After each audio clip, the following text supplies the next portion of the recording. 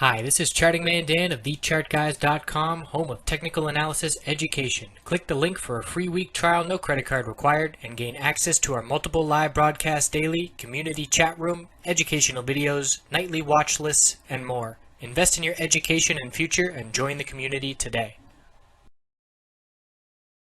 Hey everyone, checking in on gold and the dollar. So I was watching two patterns this morning. The first being this range, very clear, about a $5 range between 1170 support and using rough levels here, but 1170 support and 1175 resistance, and we bounced back and forth and back and forth.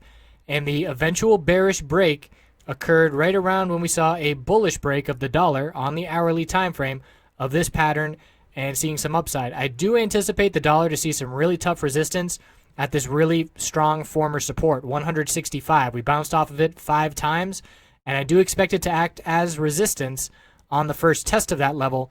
We have yet to test that at this point. But as of right now, the gold bulls are still struggling. And we look at that clear resistance where we keep rejecting, and we go to the daily time frame, and it still looks like the potential for another leg to the downside. We are so very close to this bullish MACD cross. All we need is one green day from here.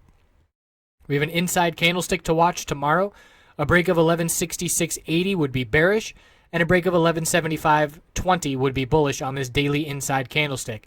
Look at this 9-period resistance. I usually use the 10-period moving average, but this 9-period working just as well. And we've got 1, 2, 3, 4, 5, 6 rejections the last 6 times it's been tested. So we need the bulls to show up tomorrow. I do still feel they will. I think we're on the verge of a bull break. We just need to see dollar weakness. That's the only downside. I keep pointing back the history of what happens when the dollar sees an RSI down in the 30s, but we have to keep in mind, or when gold sees an RSI on the daily down in the 30s, we have to keep in mind the dollar is coming off of 13-year highs. So the dollar hasn't seen this kind of strength in 13 years, which is why gold is seeing this kind of prolonged weakness that it hasn't seen in multiple years, with the inability to see this oversold bounce really start to play out. So things are getting very, very tight for gold, and the bulls really need to show up pretty much tomorrow. If we don't, we're heading back down to the lows that we've seen of 1156.97.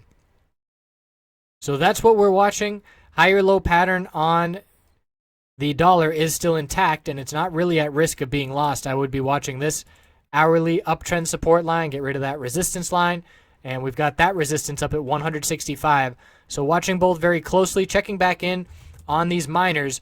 NUGT didn't even test that middle Bollinger Band, but pulling back just under that level. And we see JNUG rejecting from its middle Bollinger Band resistance. So obviously the bulls have to close above that level to see some kind of upside. It's still dropping. It's at 765 and will be closer to 760 at the open tomorrow. Checking in on the bears, we've got Dust still clinging to this middle Bollinger Band support 3 days in a row now. This is a bullish candle, and if we see the bulls continue to hold this middle Bollinger Band, they are going to stay in control on the daily time frame going forward. And we check JDST.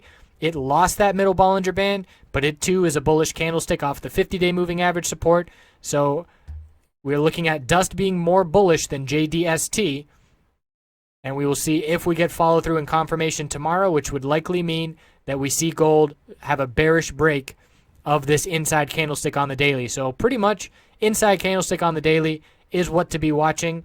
And we can see this RSI is really struggling to get back above 30. And this bullish MACD cross is just begging for a green day to follow through. So tomorrow is a pretty big day that I feel will set the tone for the rest of the week. So we'll check back in and see how it all played out. I appreciate you watching. Have a great night.